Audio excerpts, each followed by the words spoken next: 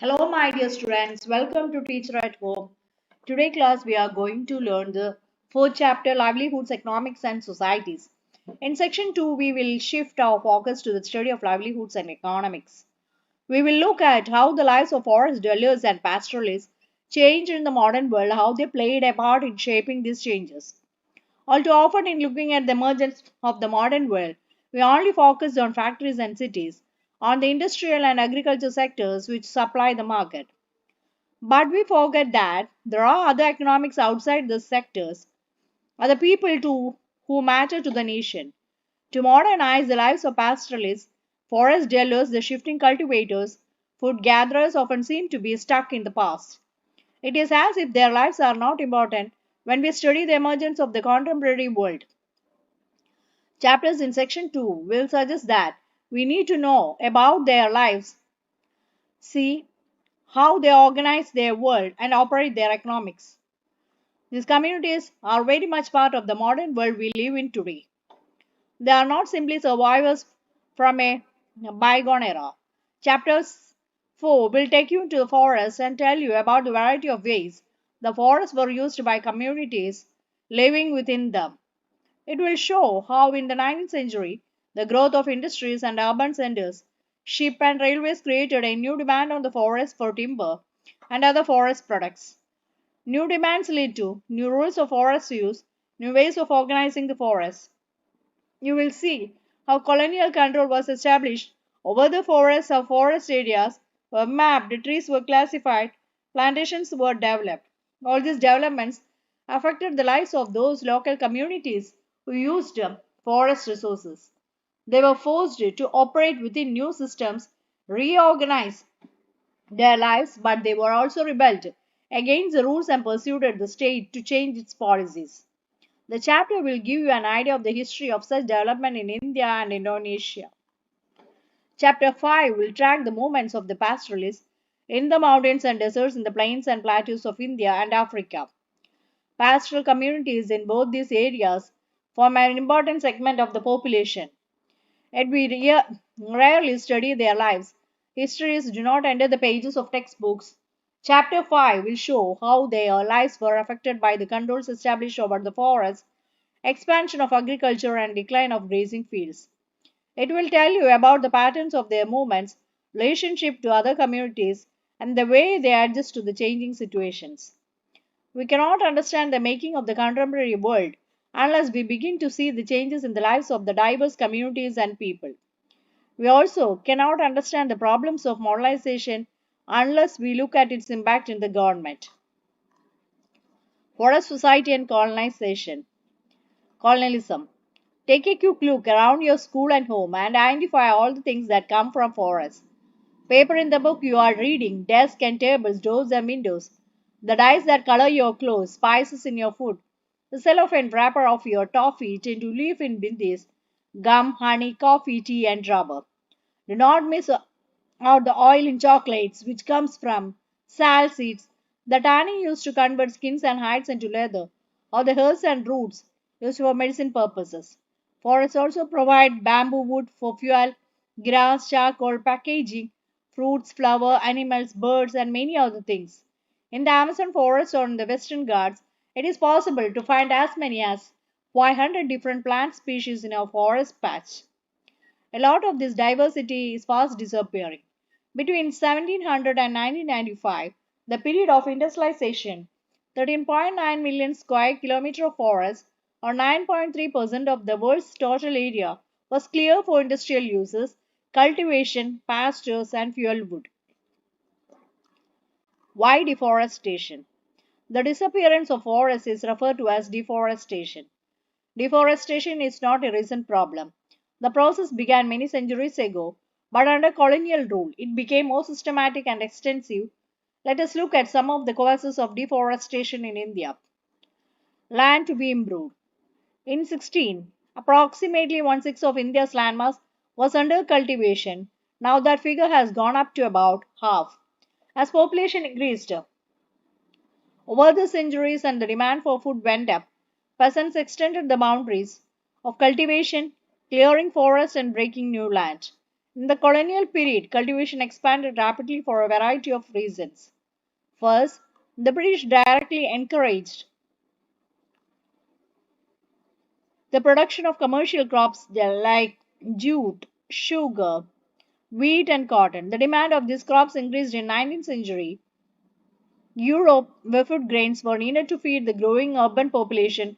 Raw materials were required for industrial production.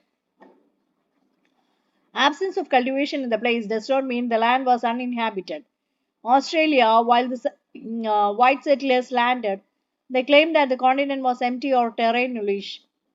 In fact, they were guided through the landscape of Aboriginal tracks and led by Aboriginal guides. The different Aboriginal communities in Australia had clearly demarcated territories. The Nyiranjari people of Australia plotted their land along the symbolic body of the first ancestor Gurundari.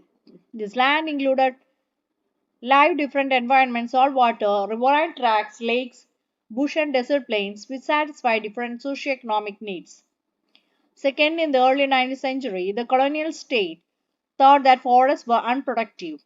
They were considered to be wilderness that had to be brought under cultivation so that the land could yield agricultural products and revenue and enhance the income of the state. So between 1880 and 1920, cultivated area rose by 6.7 million hectares. We always see the expansion of cultivation as a sign of progress, but we should not forget that for land to be brought under the plow, forests have to be cleared. Idea that uncultivated land had to be taken over and improved was popular with colonies everywhere in the world. It was an argument that justified conquest. 1896, the American writer Richard Harding wrote in the Honduras in Central America, there is no more interesting question of the present day than that of what is to be done with the world's land which is lying unimproved, whether it shall go to the great power that is willing to turn into account or remain with the original owner who fails to understand its value. The Central Americans are like a gang of semi barbarians, beautifully furnished house, of which they can understand neither its possibilities or comfort nor its use. 3 years later, the American owned United Fruit Company was founded and grew bananas on industrial scale in Central America.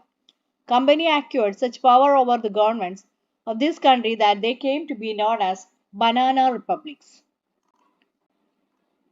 Sleepers on the tracks. By the early 19th century, oak forests in England were disappearing. They created a problem of timber supply to the Royal Navy. How could English ships be built without a regular supply of strong and durable timber? How could imperial power be protected and maintained without ships? By the 1820s, search parties were sent to explore the forest resources of India. Within a decade, trees were being felled on a massive scale. Vast quantities of timber were being exported from India. The spread of railways from the 1850s created a new demand. Railways were essential for colonial trade and for the movement of imperial troops. To run locomotives, wood was needed as fuel, and to lay line sleepers were essential to hold the tracks together. Each mile of railway track required between 1,760 and 2,000 sleepers. From the 1860s, the railway network expanded rapidly. By 1890, about 25,500 kilometers of track had been laid. In 1946, the length of the tracks had increased over 765,000 kilometers. As the railway tracks spread through India, a larger and larger number of trees were felled. As early as the 1850s, in the Madras Presidency alone, 35,000 trees were being cut annually for sleepers. The government gave out contracts to individuals to supply the required quantities. These contractors being cutting trees indiscriminately. Forests around the railway tracks first started disappearing. The new line to be constructed was the Indus Valley Railway between Multan and Sukar, a distance of nearly 300 miles. At the rate of 2,000 sleepers per mile for the require 6 lakh sleepers 10 feet 10 inches by 5 inches being upwards of 2 lakh cubic feet. The locomotives would use wood fuel at the rate of one train daily, either way, and one mount per train mile. An annual supply of 2,19,000 mounts would be demanded. In addition, large supply of fuel for burning would be required. The sleepers would have to come mainly from the Sindh forest, the fuel from the tamaric and jan forests of Sindh and Punjab. Other new line was the Northern State Railway from Lahore of Multan. It was estimated that 2 lakh sleepers would be required for its constructions. 1,000 sleepers. Okay. Women returning home after collecting fuel wood. Plantations. Large areas of natural forests were also cleared to make way to tea, coffee, rubber plantations to meet Europe's growing need for the commodities. The colonial government took over the forests, gave vast area to European planters at cheap rates. These areas were enclosed and cleared of forests and planted with tea or coffee. The rise of commercial forestry.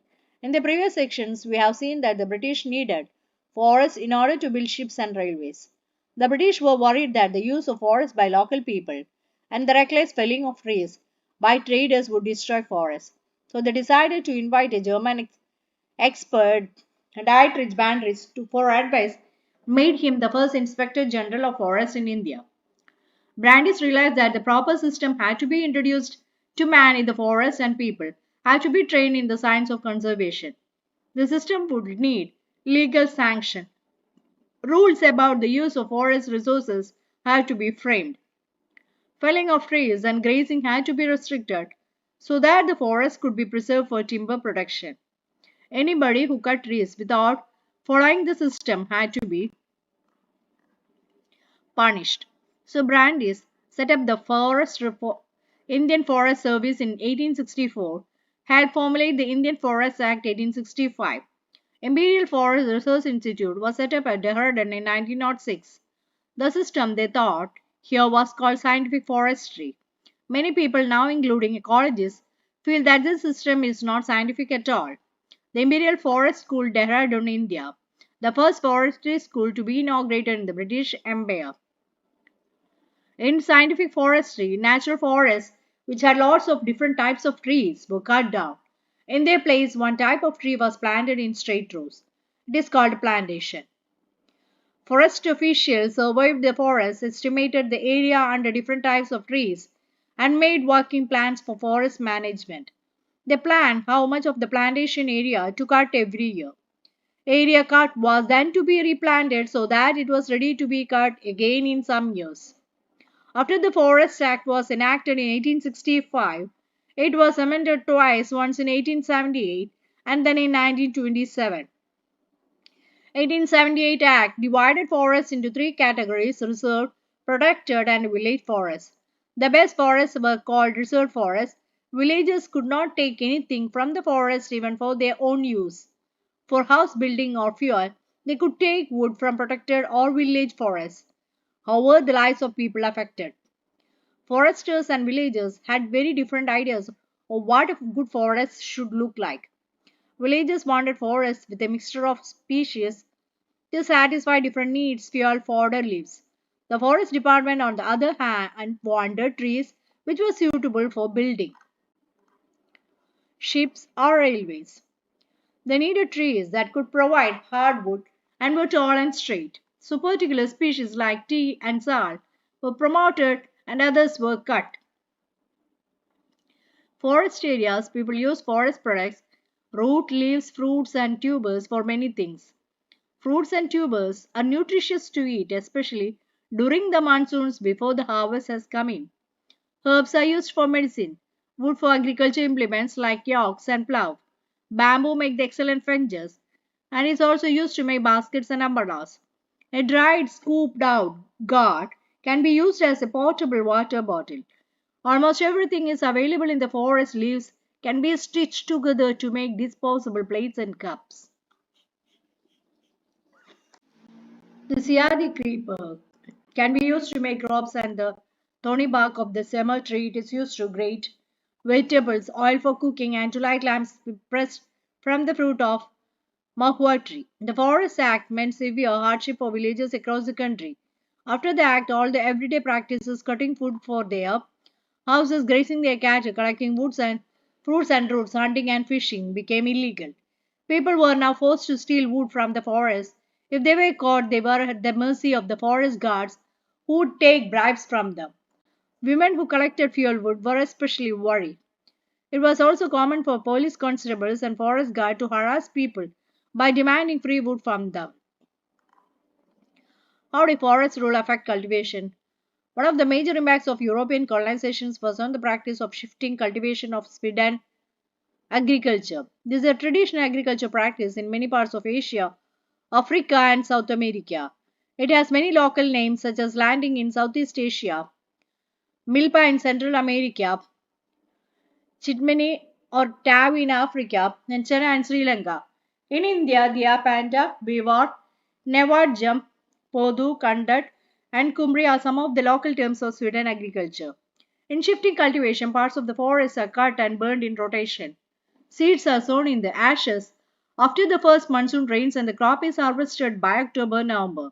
Such plots are cultivated for a couple of years and then left fallow for 12 to 18 years for the forest to grow back. A mixture of crops is grown on the plots.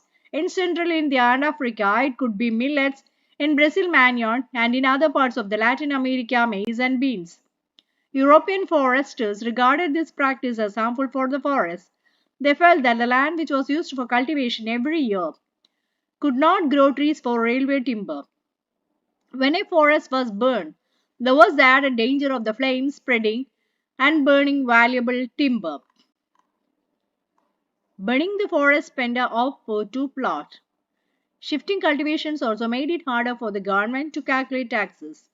Therefore, the government decided to ban shifting cultivation.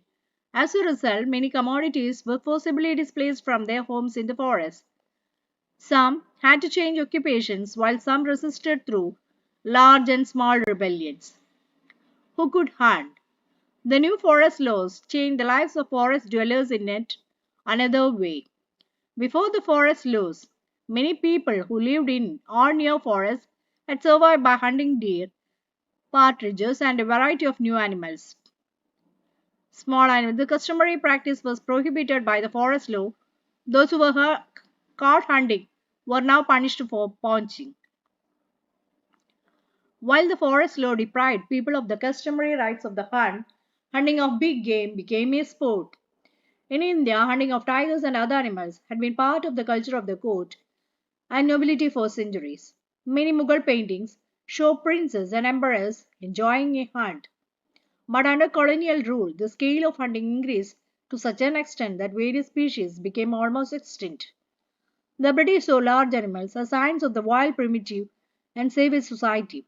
They believed that the killing dangerous animals, the British would civilize India. They gave rewards to the killing of tigers, wolves, and other large animals on the grounds that they posed a threat to cultivators. Over 80,000 tigers, 150,000 leopards, and 2 lakh wolves were killed for reward in the period 1875-1825. Gradually, the tiger came to be seen as the sporting trophy.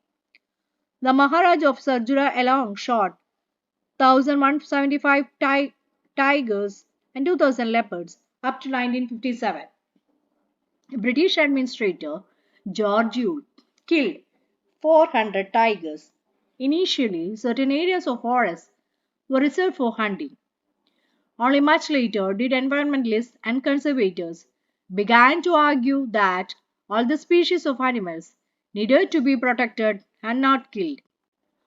New trades, new employments, and new services. While people lost out in many ways after the forest department took control of the forest, some people benefited from the new opportunities that had opened up in trade. Many communities left their traditional occupations and started trading in forest products. This happened not only in India but across the world. For example, with the growing demand of rubber in the mid 19th century, the Munduruku peoples of the Brazilian Amazon who lived in villages on high ground and cultivated manioc began to collect lactase from the wild rubber trees for supplying to traders. Gradually, they descended to live in trading posts and became completely dependent on traders.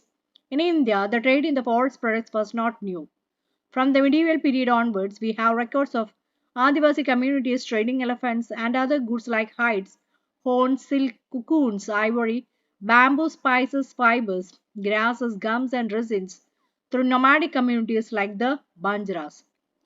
With the coming of the British, however, trade was completely regulated by the government. The British government gave many large European trading firms the sole right to trade in the forest products of particular areas. Grazing, hunting by local people was restricted. In the process, many pastoralists and nomadic communities like the Korawa, Karcha, and Yerukula of the Madras Presidency lost their livelihood. Some of them began to be called criminal tribes and were forced to work instead in factories, mines, and plantations under government supervision. New opportunities of work did not always mean improved well being of the people. Now, some, both men and women from forest communities like Sandals and Orans from Jharkhand, Gonds from Chhattisgarh, were recruited to work on tea plantations. The wages were low and conditions of work were very bad. They could not return easily to the home villages where they had been recruited. Rebellion in the forest. In many parts of India and across the world, forest communities rebelled against the changes that were being imposed on them. Leaders of the movements against the British like Sidhu and Kanu in the Sandal Parganas, Birsa Munda of Chotanagpur, or Alluri Sitarama Raju of Andhra Pradesh are still remembered today in songs and stories. We'll now discuss in detail one such rebellion which took place in Kingdom of Bastar in 1910. The people of Bastar. Bastar is located in the southernmost part of Chhattisgarh and borders Andhra Pradesh, Orissa, and Maharashtra. Central part of Bastar is a plateau. To the northern of the plateau is the Chhattisgarh plain. To the south is the Godavari plain. The river Indravati winds across Bastar east to west. A number of different communities live in Bastar such as Maria and Muria Gond, Gurwas, Badras, and Halbas. They speak different languages but share common customs and beliefs.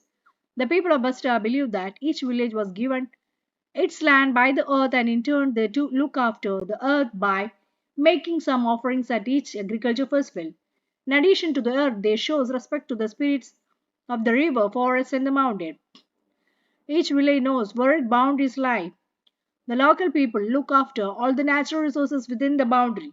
If people from a village want to take some wood from the forest of another village, they pay a small fee called Devsari Dand and Man in exchange.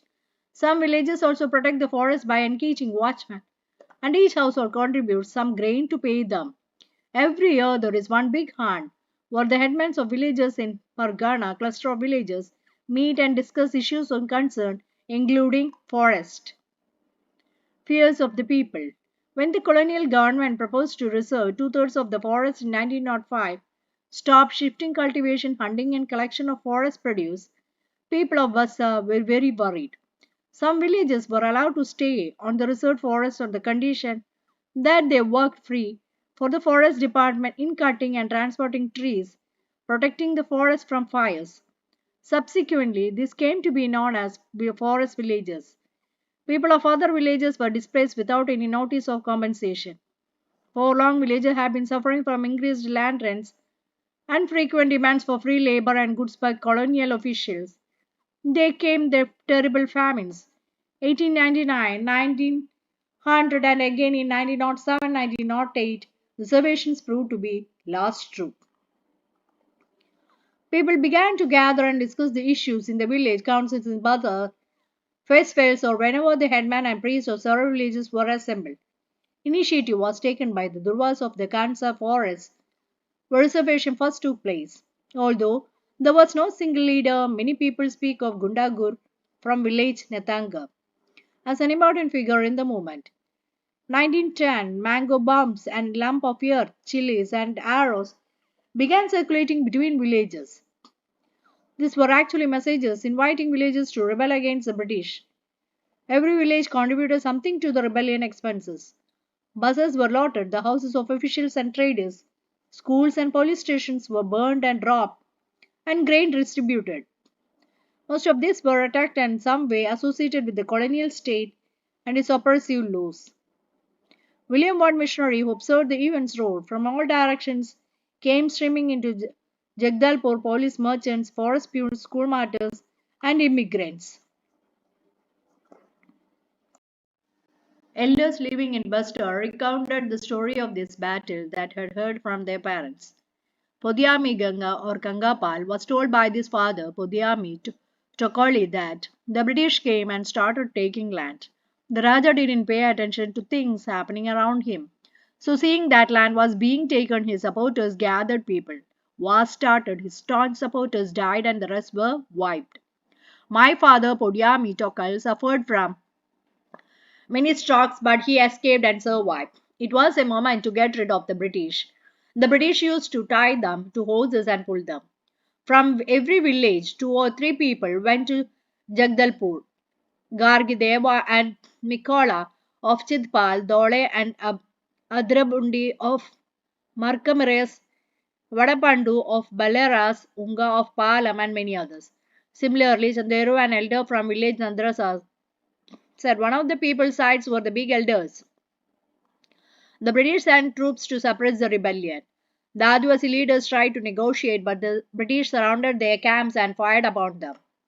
After that, they marched through the villages, flogging and punishing those who had taken part in the rebellion. Most villages were deserted to people fled into the jungles. It took 3 months, February to May, for the British to regain control. However, they would never manage to capture Gundadur. In a major victory for the rebels, work on reservation was temporarily suspended and the area to be reserved was reduced to roughly half of that planned before 1910. The story of the forest and people of Bastar does not end there. After independence, the same practice of keeping people out of the forest and reserving them for industrial use continued. In the 1970s, the World Bank proposed that 4,600 hectares of natural salt forests should be placed by tropical pine to provide pulp for the paper industry. It was only after protests by local environmentalists that the project was stopped. Let us now go to the other part of Asia, Indonesia, and see what was happening there over the same period. Forest transformations in Java. Java is now famous as a rice producing island in Indonesia. But once upon a time it was covered mostly with forests. The colonial power in Indonesia were the Dutch as well as we see. There were many similarities in the laws for forest control in Indonesia and India. Java in Indonesia is where the Dutch started forest management. Like the British, they wanted timber from Java to build ships. In 16, the population of Java was an estimated 3.4 million. There were many villages in the fertile plains, but there were also communities living in the mountains and practicing shifting cultivation. Woodcutter of Java. The Kalangs of Java were a community of skilled forest cutters and shifting cultivators. They were so valuable that in 1755, when the Madaran kingdom of Java split, the 6,000 Kalanga families were equally divided between the two kingdoms. Without their expertise, it would have been difficult to harvest teak and for the kings to rebuild or build their palaces. When the Dutch began to gain control over the forest in the 18th century, they tried to make the Kalangs work under them. In 1770, the Kalangs resisted attacking a Dutch fort at Jona, but the uprising was suppressed. Dutch scientific forestry. In the 19th century, when it became important to control territory and not just people, the Dutch enacted forest law in Java restricting villages' access to forests. Now, wood could only be cut for specified purposes like making riverboats, constructing houses, and only from specific forests under close supervision.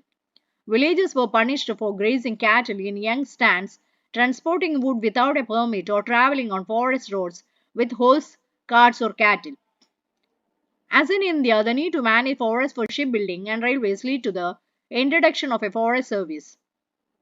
In 1882, 280,000 sleepers were exported from Java alone.